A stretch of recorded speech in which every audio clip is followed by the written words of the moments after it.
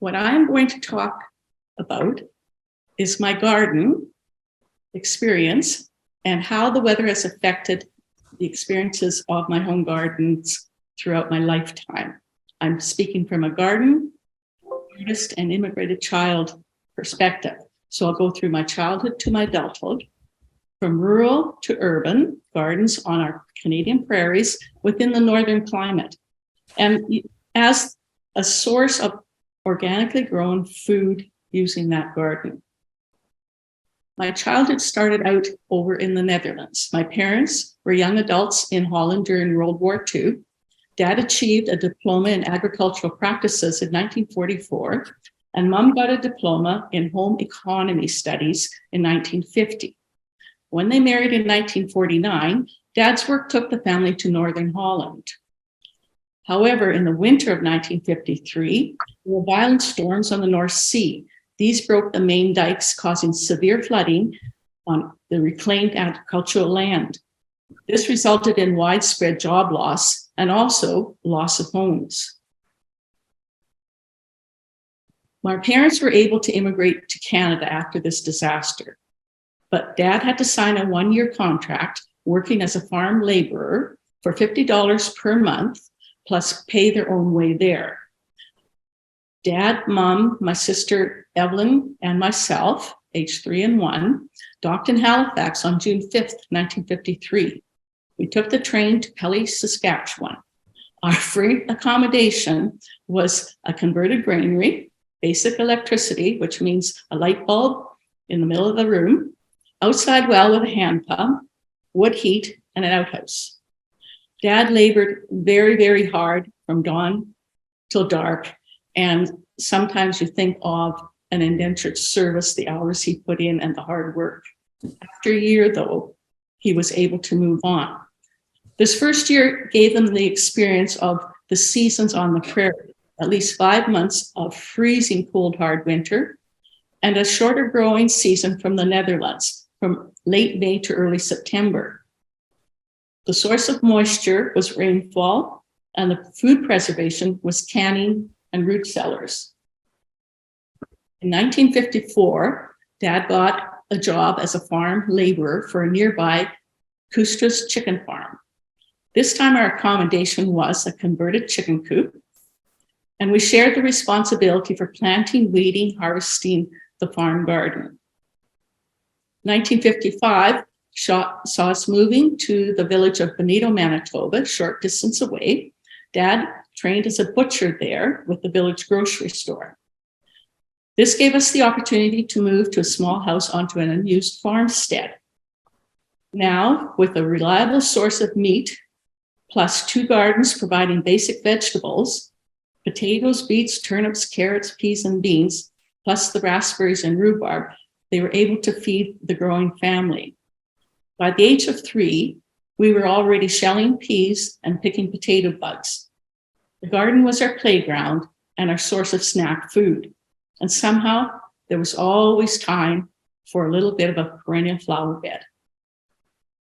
1960 saw us move to the town of Swan River, where Dad got a job as a meat manager at the new co-op store.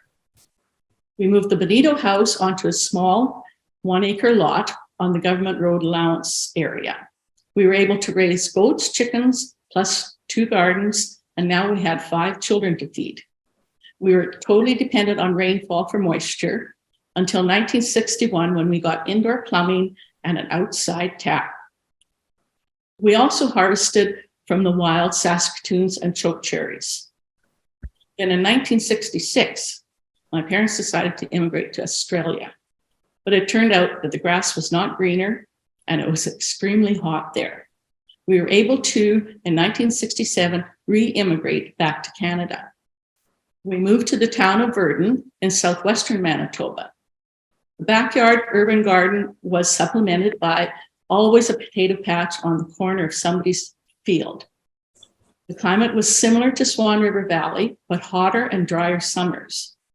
But an outside Sandpoint well provided unlimited water supply. As I grow older and become an adult, I'm on my own for gardening. So in 1976 to 1970, we lived in the nearby city of Brandon. So there I created my first garden on my own in the backyard. Similar weather, plus now we have introduced the home freezer for preservation of produce. Now we were talking about economic recessions. Well, this was the first one that I experienced in that time period. So my ex-husband and I decided we're going to move to Alberta, where hopefully there was work. So we moved to the Edson area, which is just west of Edmonton. Our first garden was on a rental property. So we got it planted by early June, but then by mid-June, the rainy season started. And it rained and it rained, and the garden drowned. So when we purchased our property in 1980, in the same area, my first garden was a little small plot behind the house, but I had a ditch around it. Also had to adjust to a new climate experience. We had plenty of moisture, but we also had milder winters with cooler summers. The summer hours were extended till almost midnight before it was dark. However, the downside of this was we were frost-free only from mid-June to mid-August. And the tender crops had to be grown in a greenhouse, cold frames, or under a cover tent. Eventually, I developed a larger garden, but this time we were smarter and we built it on a slope and used raised beds for most of the vegetables.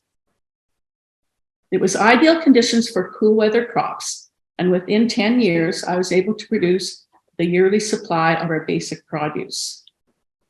1997 took me to Red Deer, where I began to study for my fine arts degree. This was my first community garden experience. The community garden was located in a farmer's field. It was plowed down in the spring, staked out to plots, and plowed down in the fall. And there was no water source, but very similar weather conditions to the Edson area where I came from. 1999 saw me transferred to the University of Lethbridge to complete my BFA degree. And here I needed to do a very large adjustment to the climate and weather conditions for southern Alberta. Very hot, dry summers and Chinook winds were something to get used to. This region is prime industry is agriculture, and it relies heavily on irrigation. The only downside to the milder winters is that we get a fall spring created and our fruit trees bud out too early. So from 2000 to 2007, I participated in the community gardens. So there's where I adjusted to our new growing conditions through seed selection and mulching. City water was available to all the plots to compensate for low rainfall. In 2007, I decided this was a good city to live in, good art community, good weather. So I purchased a property in North Lethbridge. And my goal was to produce my annual supply of basic vegetables and small fruits. My lot of by 50 by 120 faces west, and it contained a small house in one corner and a vintage crabapple tree. I slowly enlarged 3 garden areas over the years to create microclimates. To increase the tilth of the clay soil, I did composting continually. My water source is from the city of Lethbridge, and I really feel guilty about using drinking water to water a garden, but it has to be done. So to conserve the water, I lightly mulch crops with seasoned wood chips. I spot water early morning and late evening, and I have a few water barrels sitting around the yard for container gardening and hand watering. There is no sense in having a water barrel because we just don't have enough rain. Here we also have longer frost-free periods, usually mid-May to mid-September, which allows for growing hot weather crops. And we are able to work in our yards and garden, usually mid-April to mid-November. So through experimentation and seed selection, I'm able to successfully grow potatoes, carrots, beets, garlic, onion, beans, peas, tomatoes, cucumbers, lettuce, and various herbs. I've established 5 varieties of raspberries, biannual and annual, 2 varieties of grapes, Nanking cherries, and rhubarb. Most of my perennials are locally sourced. That means we share. And annuals have become self-seeding within that space. I have added also dehydrating to preservation methods. I feel I have now achieved my initial goal, now in time for that new recession and the price of rising food costs. I consider myself a lifelong gardener and learner, and I work towards adjusting my garden practices to climate change. And I also do make art about the garden and with the garden. I've done 3 local solo exhibitions on my garden. And I also participated in on plein air activities through the U of L Art Gallery out at the Coote Center where John works.